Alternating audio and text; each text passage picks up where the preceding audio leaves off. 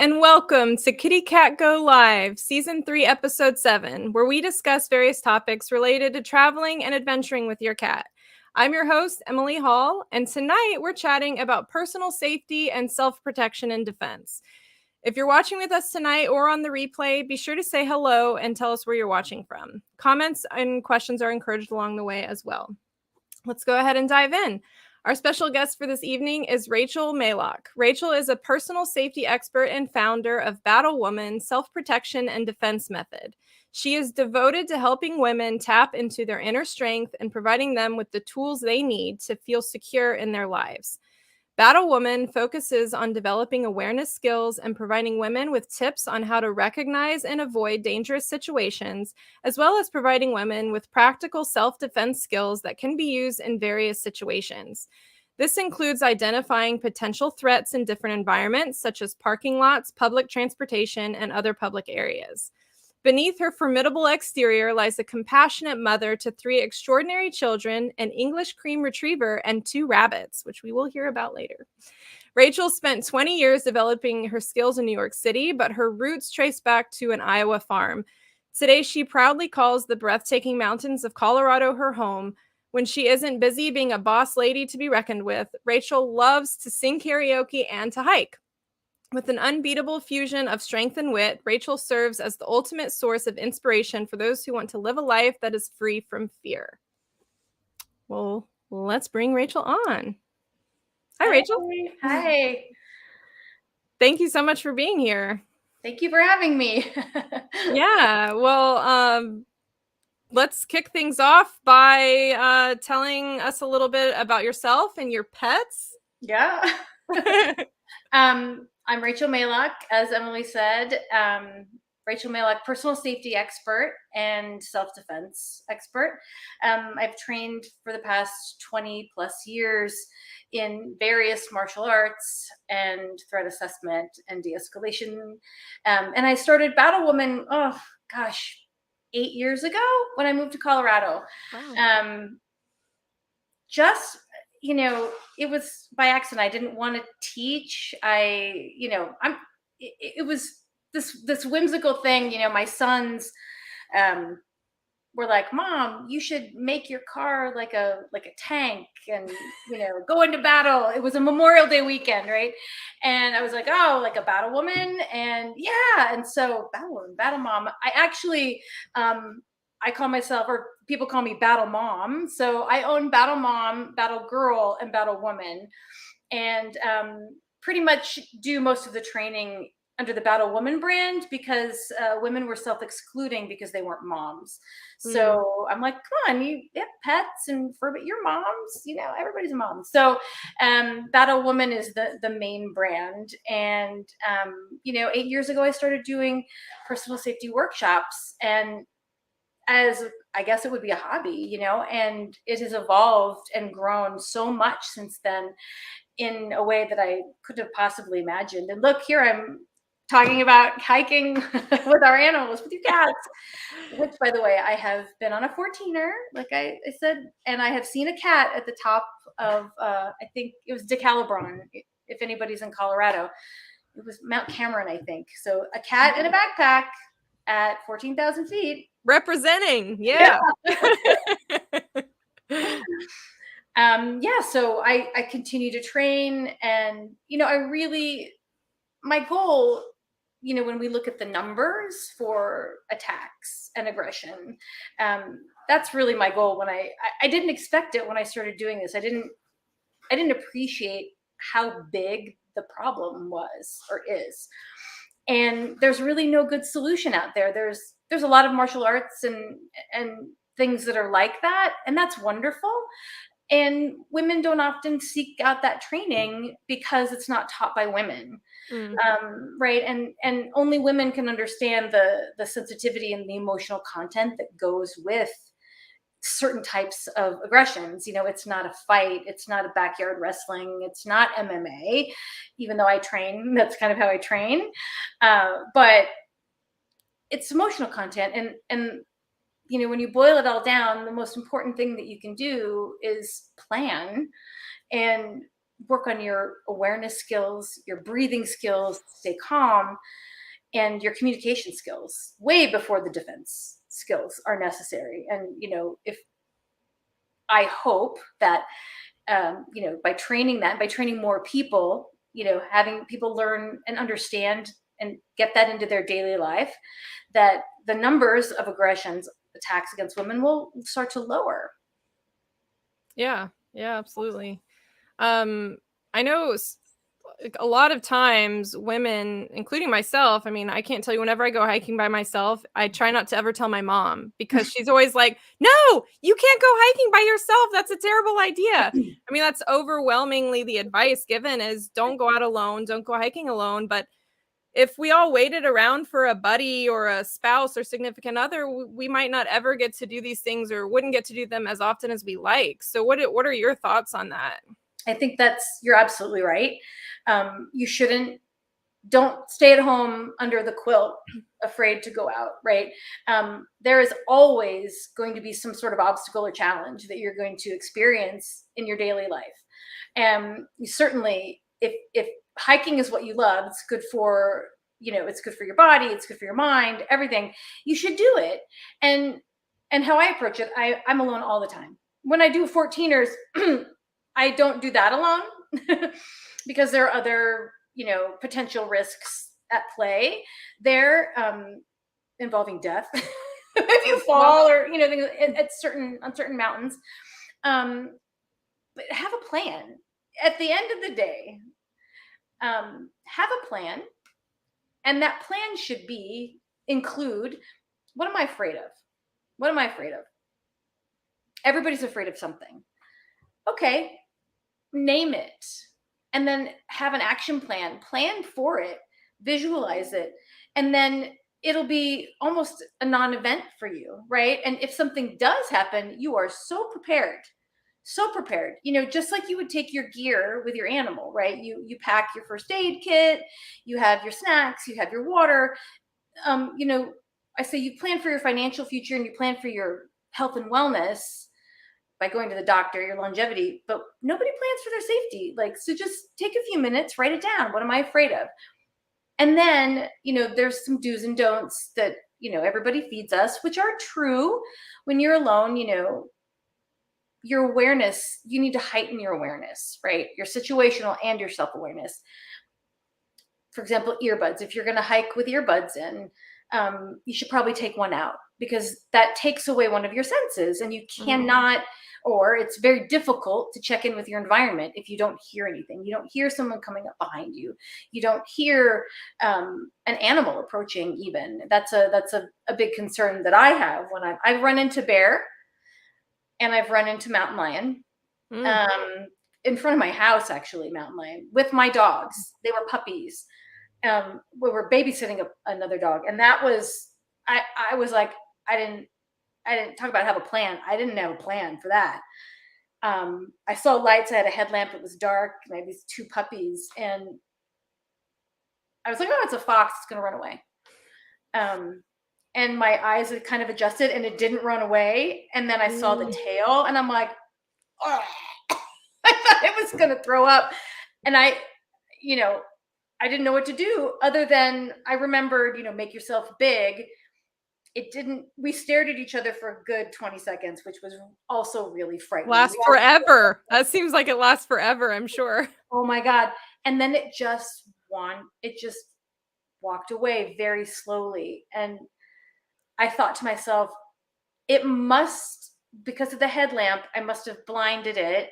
And the dogs were kind of rolling around over here, and I must have looked very big, and like it didn't want to bother with me, or it wasn't hungry. I don't know. But I'll never forget it. And I just stood there and let it walk away. I was like, I'm not even going to move. The dogs didn't even notice, thank God. Oh, wow. Yeah. They were like, they were like 16 weeks old. They were still pretty big. My English cream retriever is 105 pounds. He's huge. And he's just kind of goofy. And I know he would have probably just tried to run up to it or something. But going forward, I will tell you that I'm like, I'm not going out at 5 a.m. again. I'm not doing it. I'm not doing it. I know that mountain lion lives very near here. I'm like, I can't do it. And it took me a while to go out early in the morning so I didn't run into that. There's bear all the time on the streets in the alley. You know, you just make noise and they kind of run away. But that speaks to what I was talking about, having a plan, right? Without the plan, your freeze mechanism is a little bit longer than you would like it to be, right? We have fight, flight, and freeze, right? And, you know, again, without the plan, it takes you a second to figure out what is happening right now and what do I do about it. And that's the window of opportunity for, you know, an animal or a human to, you know, do what they're going to do. The nefarious play actor, I like to call them, the perps or the offenders, whatever. But, you know, that's the window of opportunity. So if you have a plan and then you practice skills and practice and learn skills that will help you in that moment. I always recommend never, you know, practicing, you know, a technique, because that's never how it's going to happen, right? And it's just going to make you go, oh, I didn't do the thing, or what if I don't remember that? And, you know, just learn some skills, a few skills, strikes and kicks, whatever. Your voice is a big one, breathing to stay calm, and go out alone. Man, don't stay home, go out alone. It's okay. You know, and if your gut tells you that something's wrong, listen to it. That's another one. That's part of your self-awareness. Trust your gut. It's never going to lead you in the wrong path, right? And if it's telling you that I just really shouldn't go that way, or maybe I'm going to wait 30 minutes and go a little bit earlier, a little bit later, change up your schedule, then you should do that. Definitely do that. But never discount your intuition. It's always right. I hope that answers your question. Yeah, absolutely. You know, I think that, like you said, having a plan helps so much, because I mean, even if you can plan as much as you want, but if something actually happens, you'll still probably have that, like, oh my gosh, reaction. But hopefully you'll react a little bit quicker and feel a little bit more prepared about what to do. I think that's really great advice. And with the awareness, have the awareness piece. My rabbit's trying to get out right now. One of them, there are two. With the plan, the awareness piece is critical, right? And, you know, because if you can't see what's coming towards you or what's happening around you, see, hear, smell. Oftentimes I will smell like an animal. You can kind of smell it sometimes. Like even moose, right? Like there's any depending on where you are in this world, there's some kind of predator about, you know. The awareness piece is just, I can't say enough about it, because even if you can't avoid it, you see it coming. You have some time to breathe and to get your wits about you. Yeah. I don't know if you can hear the digging. I can hear it. Yeah. She's really working hard. Her name is Frappuccino. Oh. Mocha Frappuccino. She's a Netherland dwarf, so she's like a couple pounds, but she's super athletic. My daughter is begging me to put a harness on her, and I can't do it yet. I know she can just leap over anything, but I have put up a barrier that's too tall for her, so she's trying to get. And the other one is a mini Rex. Ooh. And his name is McFlurry. Oh, that's cute.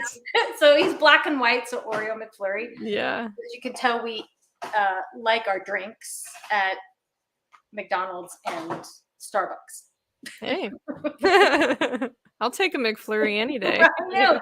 It kind of suits him too. He's really like, he's hyper and kind of parkour-y. He doesn't jump over things, but he does a 360 leaps and kind of hops all around. It's funny. So we have some comments. Spike says that she has a latte and she loves her. Oh, that's cute. I love it. And Terry says, the point, only we know our environment, subconsciously noticing changes in our known environment. It's true. And, you know, if you're with your cat, I'll tell you, hiking with an animal, I grew up in a farm, so I grew up with horses too. There's no better alert system than your animal, even to weather, right?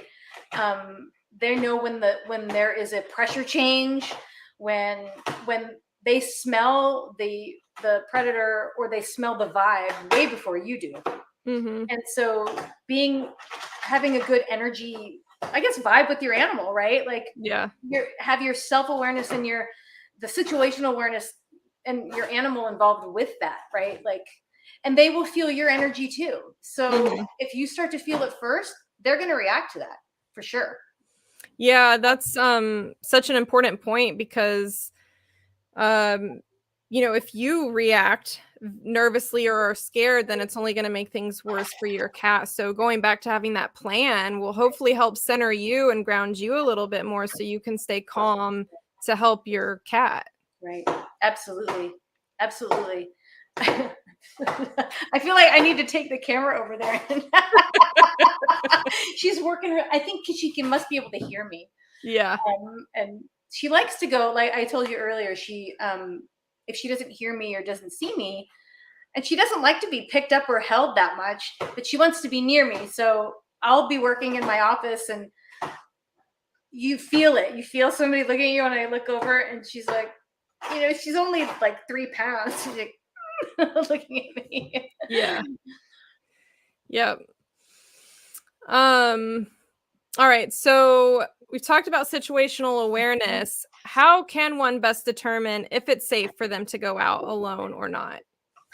So that's a really multifaceted question, and it's situational, right?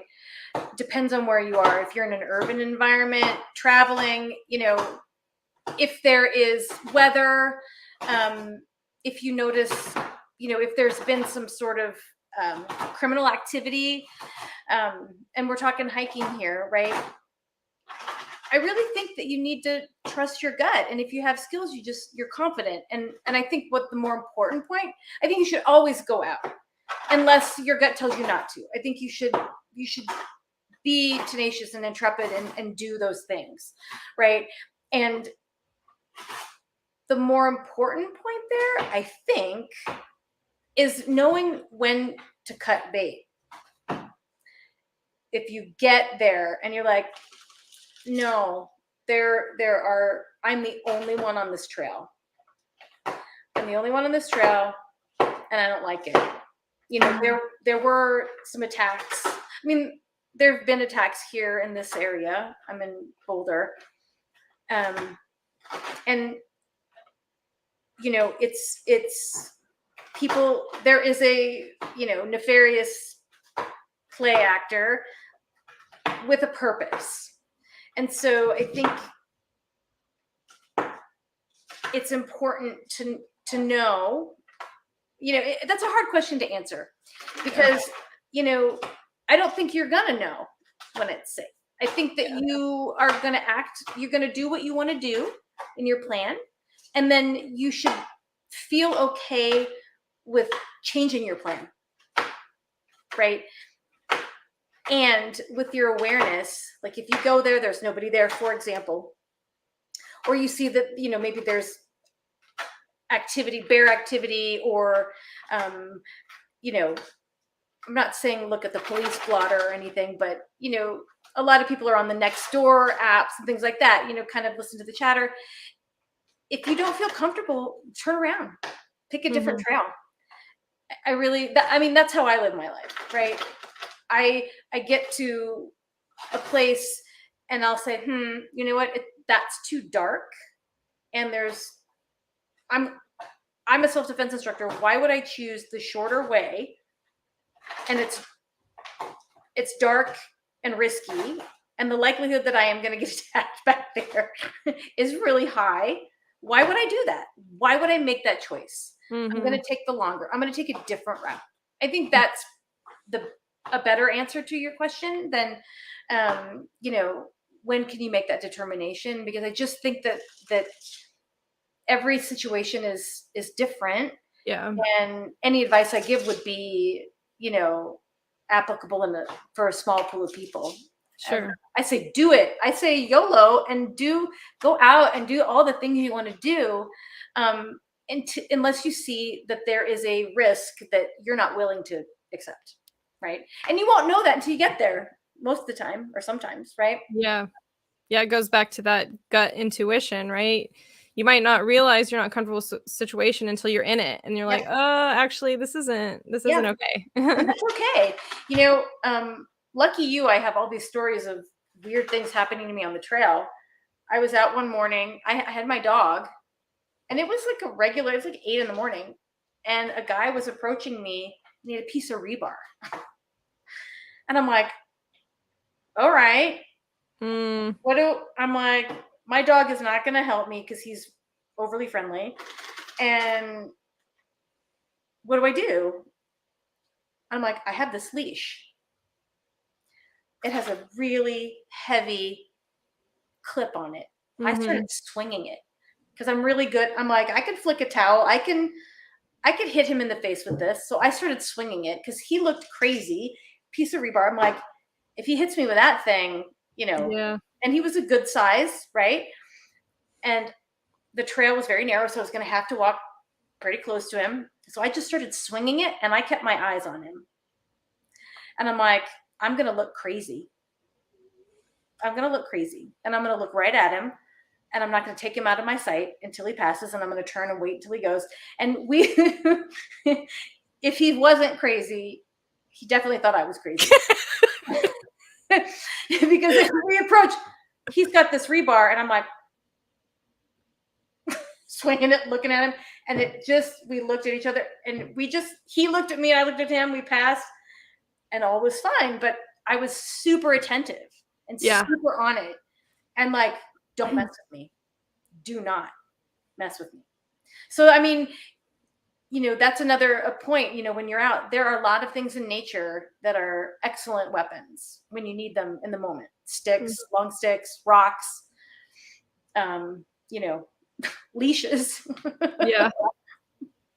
Yeah, it's a good point too about making eye contact. 'Cause it seems like maybe if you act really confidently and like don't mess with me, that they might feel a little put off by that. Whereas if you're like, oh, I'm so scared, then you seem more like a easy Your prey. opportunity. Yep. Yeah. Statistically, you are more likely to stay safe if you are making eye contact, if you're ready to fight, confident, and you're not distracted. Why?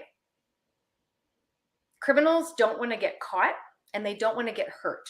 Mhm. And so if you look like you're going to fight, or if you look like you're any trouble at all, you're not an opportunity.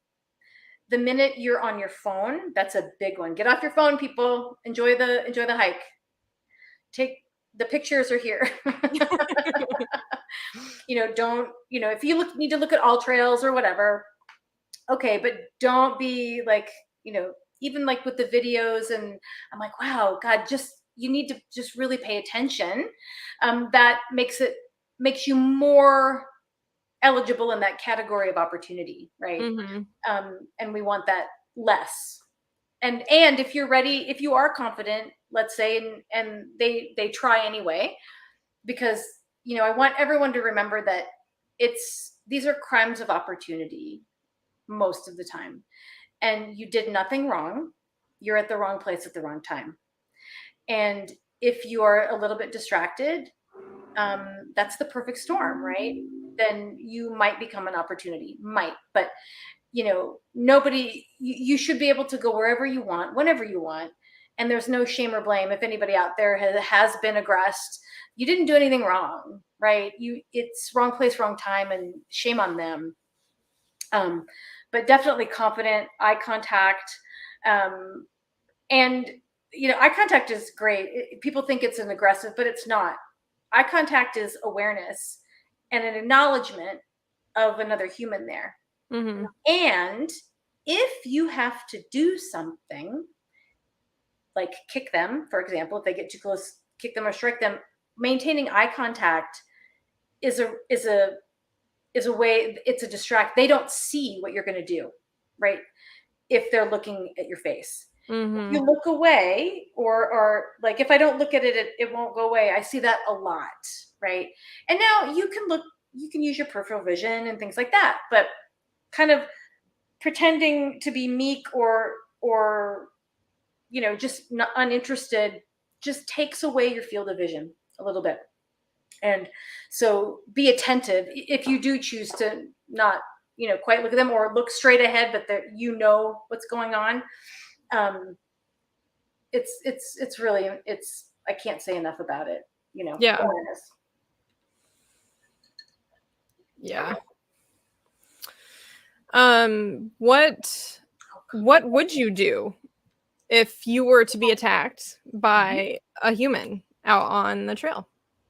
Well, it depends on how they, in what way. So we could say, let's say somebody came up or even behind me, maybe, that's a more likely thing to happen. I teach a lot of runners, and I've had runners, guys waiting in the bushes that run out at them to grab them. I know, it's really, I'm like, who are these people?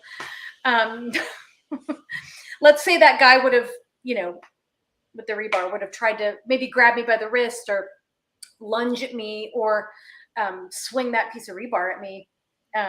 The most common attack on a woman is a grab, by the way. So I anticipate or assume that a grab is going to happen. They're going to grab you and either shove you down from behind, push you from the front, come at you from, think about all the angles. And so if I were shoved from behind, I try to roll with it, so I know how to fall.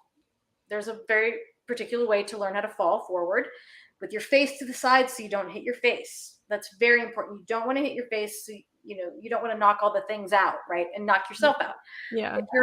If you get knocked out, you can't take care of yourself and you can't take care of your animal. And I would try to get off the ground as quickly as I could, because that is a very bad position to be in, to have them behind you. Mm-hmm. And that's why I say the awareness piece is good, is critical. So you don't get in that, checking in with your environment to see that somebody's walking behind you, maybe, or, even runners will say, don't pace a female runner, please. That's rude, Mm-hmm. and it's scary. So if they were to shove me from the front or try to, I'm very quick and I don't need a lot of movement, and I would try to get out of the way first. I would try to avoid any kind of lunging hands at me. And then I would either do an arm drag and pull them to a different, position that's more advantageous for me, or I would split, come up the center and go right for their face. Right. So it's self-defense, not fighting. I like to avoid it. I'm only 5 feet tall. I have been attacked, and I train with big guys. So I understand how the body works, and I understand what I need to do to drop a big guy. And it's not kick them in the groin. Okay. That's just a distraction. That's just an entry point. So it's what we're told. I like to get off the train tracks, as it were, and go for their face. Claws, palm heels to the chin, contour the jaw. It moves their head, and where the head goes, the body follows. And then, right, and then they're the ones shocked. They're not expecting it, right? And I would, with a flurry of strikes. If I had enough advance notice, I could potentially use a kick.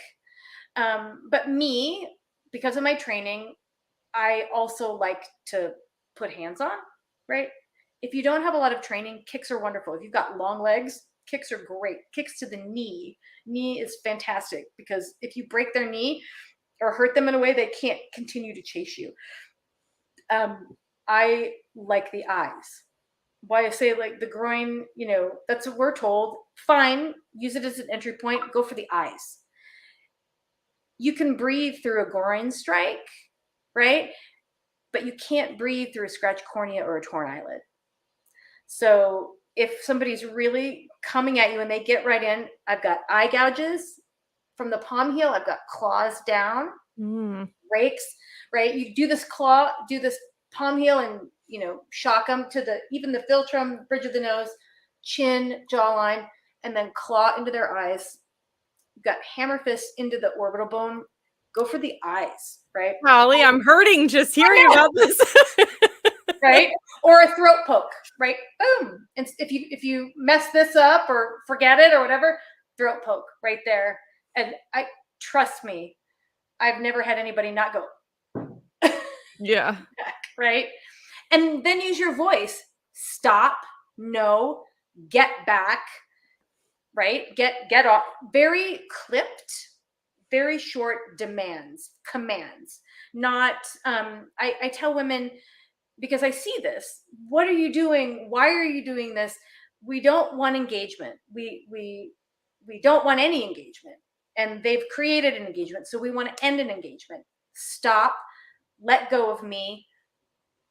Curse, you say whatever you want, whatever's going to fuel your fire.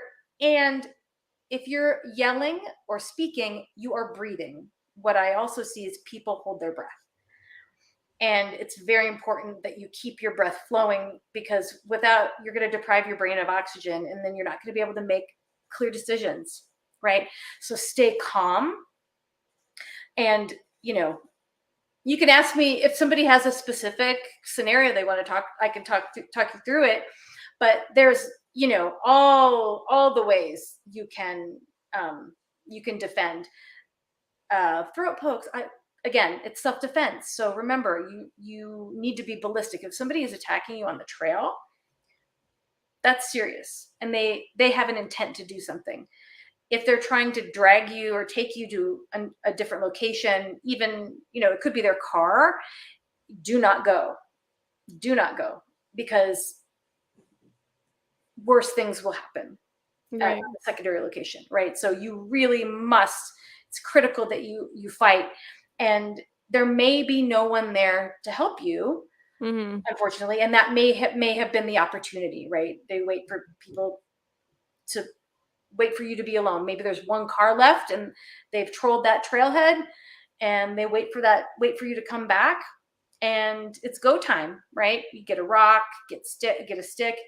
You don't want to get shoved into your car, right? And then remember, here we have our animal. Yeah, so, I was about to ask, what do we do with our cats while all of this is happening? Right. So, interestingly enough, depending on, is your cat in a backpack, that would be better if they were coming from the front. Mm-hmm. So if your cat is okay with jostling, and as long as you don't fall, the last thing you want to do is get pushed down and you're holding, you've got your cat on the back, right? Mm-hmm. So if they're safe in there, leave them there. I think don't put them down, because, first of all, it might motivate you to fight more, right? Yeah. And it's a sticky wicket, because there's going to be jostling. Yeah. When you run in these backpacks, this is actually a question for me, because running is, if you're a good runner and you're fast, running is an option. It is an acceptable option if you think you can get away. And if your cat's okay with you running, if they like that jostling, or, and if you can breathe and whatever, and you think you can get away, and create distance, because that's ultimately what you want, is to create distance between you and the attacker. Mm-hmm. Then I say do that. If you see it coming, there are things you can do, like, this is assuming your cat's in your backpack, pick up a rock, because if you're a good shot, you can throw a rock, you can throw handfuls of gravel, get a stick, and then, have the intent to do it. This is another really critical piece. If you don't think that you could defend yourself, like, empathy for attacker is a real thing. I don't want to hurt anybody. Of course, nobody wants to hurt anyone, right? And in our plan, we have to imagine that, what do they want to do to you? They want to hurt you, right? They're not there to mug you, probably, right? Like, that's not the reason. If they are, just give them what they want. Give them what they want. Not only that, I mean, I know it's hiking, you want to travel light, but I tell people to have a dummy wallet, If they do mug you, a dummy wallet with like $5 in there or something, and throw it. So they have to go get it and then run. Yeah. Make a distractions are really good.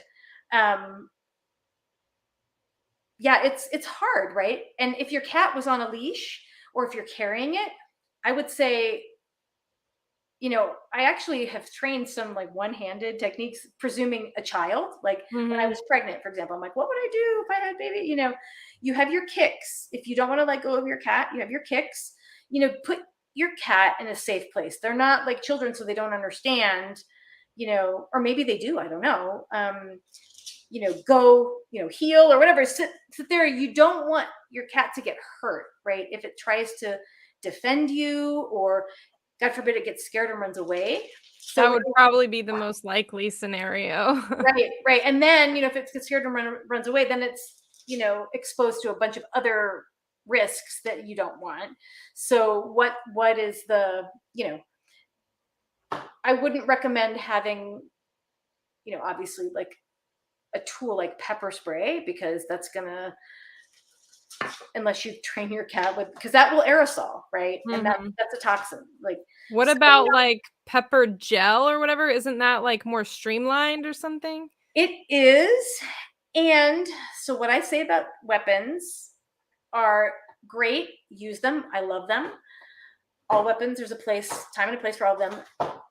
You have to train it. So you should do like a fire drill with your cat in a couple of different ways. If you feel that you need, if your gut is, going, your spider sensors are going off, you have to have that tool ready. So I talk about threat assessment and threat identification, and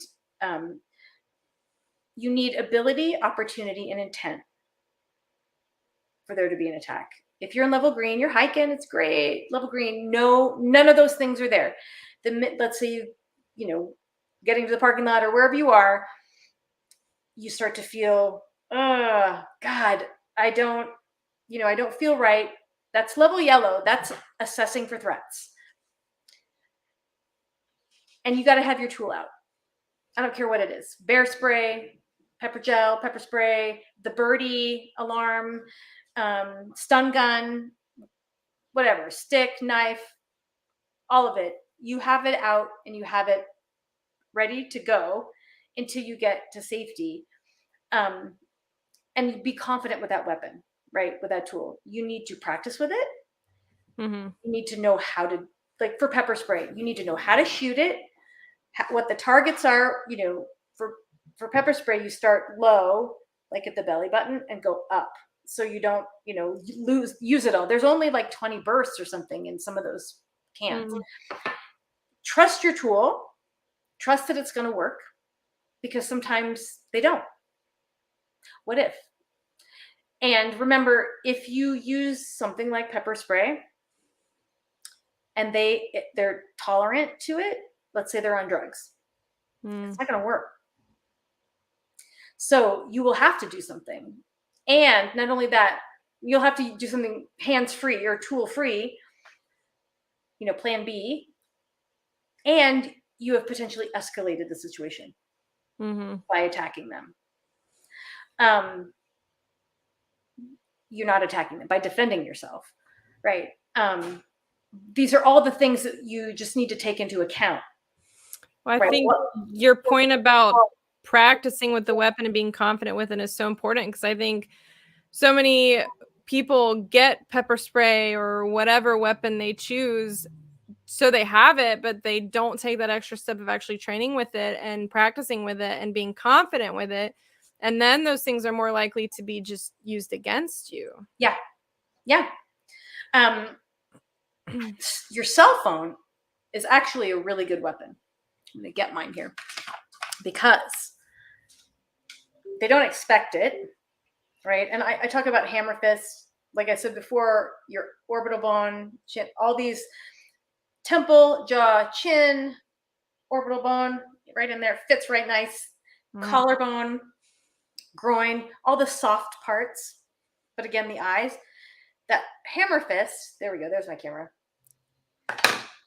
like that. You're hitting with the pinky part of your palm. Why am I off? I don't know. It's mirrored. It's mirrored. I'm like, this way. Yeah. Pinky part of your palm, right? Like a rock, paper, scissors, I say. It's really, really a strong strike. Not punching, because especially for women, our structure can't withstand that impact. Okay. So hammer fist, you can throw all these different directions because your rotator cuff. You can throw it from behind. You can throw it forward, to the side, down. You hold your cell phone in the same way. So strike. You have these life cases. You're not likely to break it. It's going to work every time. And you have it. So think about that. If you have a tool, I'm going to have pepper spray, but you have your phone and you have your this and you have your that. Don't use your keys. Just, you might lose them. It's not comfortable. It's very ballistic. You try to get somebody's keys in their eye, that's gross. Yeah. But it's not the recommended, not anymore. People used to recommend using keys. Don't use your keys if you have them. Most people don't even have them anymore. Your cell phone is excellent because the life case, it's not going to break. They're not going to take it because what are they going to do with it, right? Maybe you'll drop it, but you'll get some good shots in if you get close. But you can call 911, especially with the iPhone. There's that setting you can quickly call 911. Or the flashlight, you can blind them with it. Maybe if it's bright enough, depending on the time of day, that's a good distraction. Yeah. Yeah, there's a lot to it's a big topic. It is. I'm like, wow, 45 minutes has flown by. See? We do have a request from a viewer. Terry asked if you can speak about verbal bullies on the trail. Yeah. Let's see. Intimidation is a big thing. So what I would say in engagement, don't engage. And if they're following you or, it depends on the situation, I guess. So if you could be more clear, that'd be awesome. Well, I'll continue to talk. Sometimes people want to talk to you and they're whatever the bullying is. This goes back to the command. And will this level up? Will this bullying level up? Okay. Usually people who are verbally loud are not going to act. The people who act, you don't see them coming. Okay. So a verbal bully is annoying and it's still assault, kind of, right? The making of commands, right? Get out of here, go away.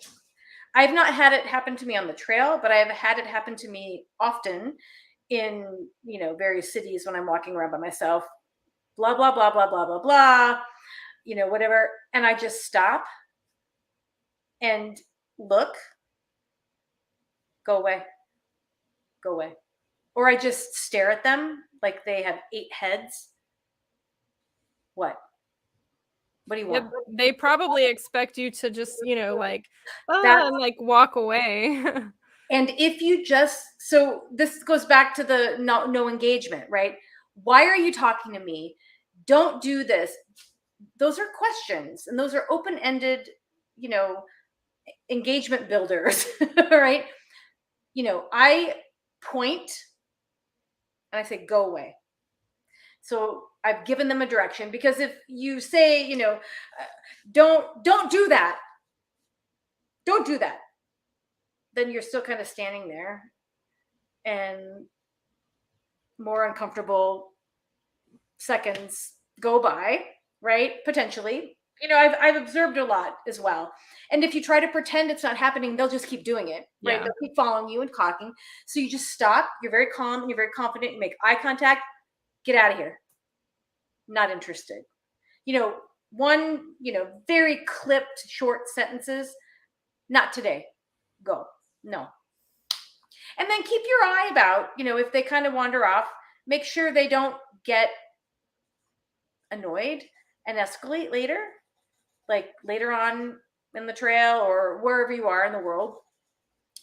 sometimes they think about it and they're embarrassed, and then they want to make more of a deal out of it. If you have your your confidence, and then what you can do, right? The skills you have, that you can defend yourself, right? They feel that, and they'll move on. It's still going to be uncomfortable though, and that's unfortunate. I'm sorry if that did happen. Was that from Terry? I hope that did that answer your question? I hope so. It takes practice too, by the way, all of this, even the verbal. It takes practice. I have people come to me who have been physically aggressed, and they didn't report it, didn't know what to do about it. And I'm like, really? Nobody? For example, somebody grabbed one of my students' butts. Her husband didn't say anything. The guy's wife didn't say anything. And she didn't say anything. And I was like, fascinating. So they all just pretended like it didn't happen. But they're all like, and that's a thing, right? And I thought about it, and I was like, you didn't know what to say, did you? And I wouldn't know what to say. I probably would have done the same thing. So I trained her, and I said, let's reenact this exactly how it happened. And I said, this is what you're going to do. And this goes for any similar situation. You're going to hold them accountable. It's really important, and keep your emotions in check, right? You're going to be so angry, maybe scared, but really frustrated and angry that somebody did something like that. Stay very calm. Otherwise, you become the crazy one always, right? It's so easy to flip the script. Stay very calm, turn around, look them in the eye, and say, what are you doing? Not, how dare you? Why did you? No, what are you doing? Well, they've got to answer you, right? It's pretty clear. Oh, well, I didn't do anything. Really? Are you sure about that? Or it was just a joke. Really? Can you explain to me why that's funny? Because I like to laugh. I love jokes. Can you explain it? I don't get it. Can you explain to me why you thought that would be funny? Just keep, with a very calm manner, keep putting it back, right? And then, to put a final point on it, don't ever touch me again. That's it. If you do, there will be consequences, period. That's it. Yeah. And are we clear? Do you understand? Like a child. And she, after a few classes, she reported it to the police. And they went, because it's assault. I'm sorry. Yeah. She reported to the police. They went to his house, and I'm like, I'm guessing you guys aren't friends anymore. it was like friends of theirs. And I thought, God, how weird. That is weird. But, for everybody out there, weird things happen all the time. And please don't suffer in silence. That is not how I want people to be, right? Yeah. Yeah, that's a great point about reporting these incidents. If an incident does happen, report it, because one, hopefully, the police will do something about it. And two, if occurrences are happening in the same area over and over and people aren't reporting them, how do you know it's not a safe spot to go? Right. Exactly. A lot of these things are underreported. So exactly right, Emily. Report anything. It's data the police want to know.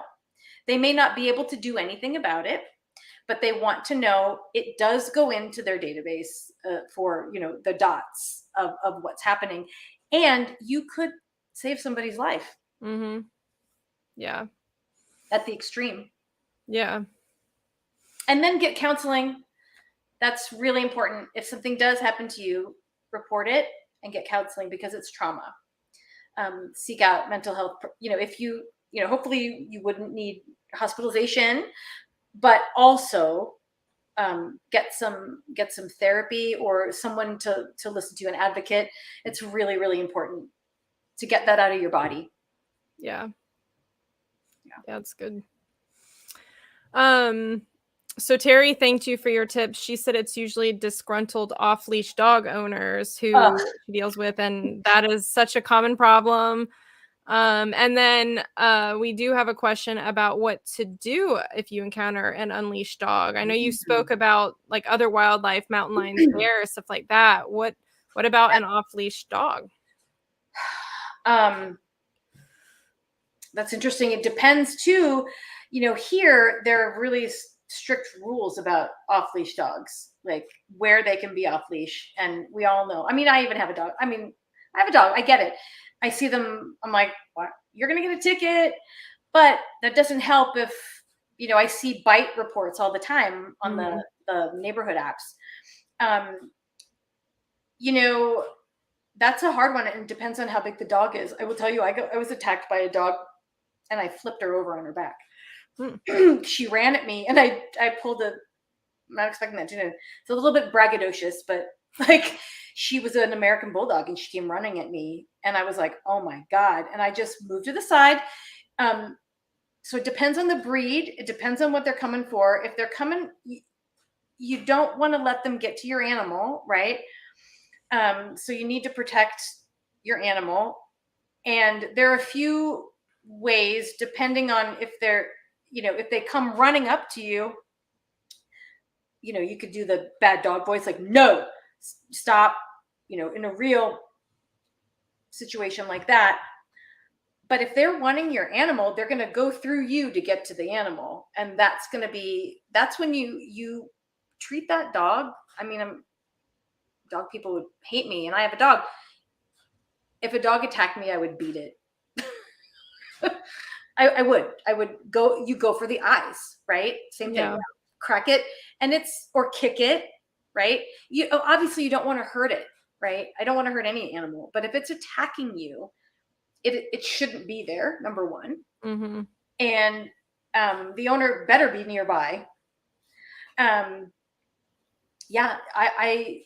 usually, there are things that you can do, like, if you see somebody getting it, you can grab a dog by the back legs and pull it, like a pit bull or whatever, when they're grabbing onto something, because they can't hold on when you pull their legs out.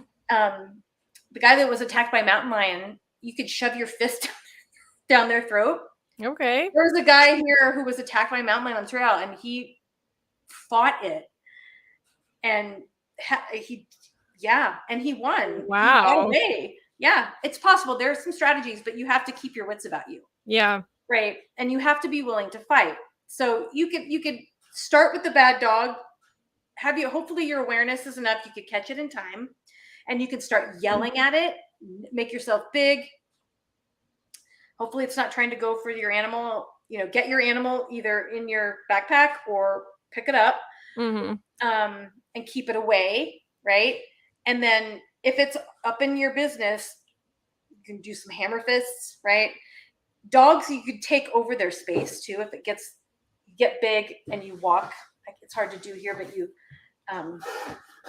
get up, move it, take over. Don't let it take your space. Yeah. Don't run because it's predatory. It's going to chase you, right? Yeah. Stand your ground. Yeah.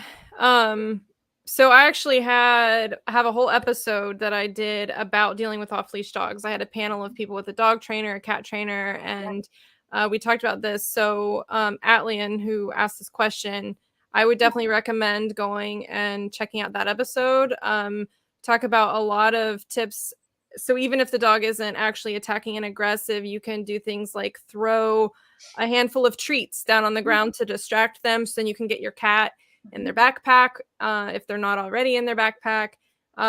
Spraying, having a squirt bottle of just like vinegar, because that will like sting their eyes without really hurting them too bad. Yeah. Stuff like that. So I'm a little more aggressive. That's all right. well, this is if it's not actually like attacking. If it's like, just coming and maybe Right. not attacking. And so Making your cat afraid. Right. yeah, exactly. And so you just don't want it to come closer. Right. Right. If it's attacking you, then yeah, I'm with you. Beat it. Yeah. Yeah. Right. I was like, I hope I don't offend anyone. But No, good no, instance of safety. Yeah. yeah, and so that episode is season 2, episode 4 of the Kitty Cat Go Okay. Adventure podcast. So if you're looking for tips on dealing with unleashed dogs aggressively or and non-aggressively, depending on, the situation, that episode is full of it. Oh yeah. So we have another question. Spike says that she has a question about dealing with someone who's maybe not sober in urban areas. She's had that happen where someone's on drugs and they get violent and not in their right mind. What do you do in that instance? Also, for a lot of these things you mentioned, like stopping to breathe, be calm, how do you gain confidence for someone who's maybe a little more shy and would freeze? Yeah. So in the urban areas, so I lived in New York for 20 years. So I have experienced that. If you can avoid it, those are the people you just try to avoid, right? Cross the street. You don't have to be afraid of them. And if you feel like they're going to attack you, really try to go in another direction. That's the best answer, right? If you don't have a choice, you got to keep your eye on them, have your tool ready.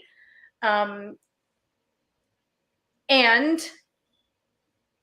if they ask you, let's say, they say something, you're like, not today, man. You just be very laissez-faire, right? Even though you might be dying on the inside and fearful, keep your eyes on them and don't have your back to them as you kind of check in, keep a wide enough berth so you have some time to step out of the way. And have your tool ready, because that's level yellow, right? This goes back to the assessment. You are getting ready. You're so level yellow, you're about to be level red, which means you're engaged with the threat. Okay. And so then your plan, what would you do? What are your skills? What do you have? 1 or 2 hands free? Can you run? Can you, if they're drunk or on drugs, they're pain tolerant. Okay. So you have to really hurt them. They can't feel pepper spray. They can't feel, you have to break things, right?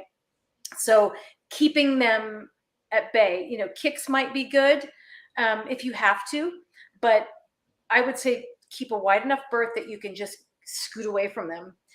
If they're in front of your home or something, you might want to call for help to get, if they're in the vestibule, or if they're following you, don't go home. Go somewhere else until you shake them. Okay, you don't want to lead them home with you.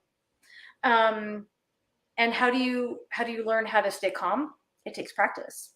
Yeah. And if you learn a few skills and you're confident in those skills, like striking and, I know what I would do if this, pick one, start with one thing. Maybe the homeless situation, or not the homeless, the drug. Sorry, I didn't mean to make that correlation. On drugs or in an urban area. What would I do? Pick exactly. If I couldn't get around them, they would grab me like this, and start there. And then visualize yourself winning. If there's a place you can train, amazing. Try to do that. And then breathing. I'm a trained opera singer. I have a music degree. That's why I was in New York. So woo, weird flex. So I practice belly breathing, and it keeps your heart rate down. And so open throat, belly, you take in all the air, so you're not doing that and hyperventilating. Mm-hmm. Right. And so practicing, breathing exercises, even before anything like that happens. So put yourself in the situation in your mind. Visualization meditation is really powerful. You can go through those scenarios and flip the script, because you can always be the winner. Right. And if you don't know what to do, I have a training app. You can check that out and online stuff. So, or go to a local, maybe a local self-defense class, or, ask, did that answer your question, Spike? She's asking about your app. So that actually is a good segue into where can people find you online? So we've got your website, battlewoman.com, your Instagram, Real Battle Woman, which I've been watching. You've been posting so many videos of you beating up Bob. That's hilarious. Bob and I now have a relationship. Yeah. I didn't realize it would be such a funny thing, but it is funny and it amuses me too. So yeah, so funny. I live alone, so yeah. That's a visual deterrent. He's in the window. Nobody's going to break in here. That's hilarious. Well, yeah, tell us about your app. Yeah, so battlewoman.com, Real Battle Woman on IG. I have a TikTok channel, but I haven't populated it yet. I have Battle Woman app. You can search it on the Apple or Google Play Store. It's free to download. And it's a chevron, orange chevron. It says Battle Woman. And you can take a free class on the app to experience it yourself. And then, there are ongoing trainings, master classes. I'm starting to populate it more and more and building the community on the app. It's wonderful. And I do online training. I mean, I do virtual training. I do private lessons virtually. I teach in person in Colorado, all around Colorado. I do travel. I travel for workshops. And I'm currently seeking out more battle women. I am seeking to train more battle women. So I'm just one person and there's a big need. And so I'm excited to start bringing my method to anyone who wants to be a battle woman so we can reach more people. And finally, I am working on technology to do virtual reality training. Oh, yeah. Wow. Super cool, right? That's so cool. I didn't even wouldn't have even thought that was possible. I mean, I guess anything basically is possible these days with technology, but that's amazing. Yeah. So I'm in a tech accelerator program to develop simulations in a virtual world. So you could simulate hiking with your cat in a virtual world and work on what do I do? Wow. Right? It's sort of like a video game. Yeah. What's the timeline on that? Like, when do you expect it to come to fruition? I hope to have some beta, it'll be, 6 months to a year. I mean, the technology exists. It's just the development of the software. Yeah. So I'm super excited about it because I want to integrate artificial intelligence in there so it will level up with you and grow with you as you get better. And the AI can give you advice while you're in the world. So what my method is, there are different competencies, right? So prevention is what we're talking about here. It's wonderful for prevention, to learn these skills so you feel empowered and confident, unafraid to walk around in the world so you can thrive every day, right? It's also restorative for the people who are already survivors, trauma survivors, PTSD, suffering from PTSD. It doesn't matter what it is. Self-defense, self-protection is a way. Can you hear that? Awareness. Self-defense is a way to heal from that trauma. That's sort of a somatic healing through self-defense. And because you can do what you didn't know how to do or didn't have the opportunity to do in the moment.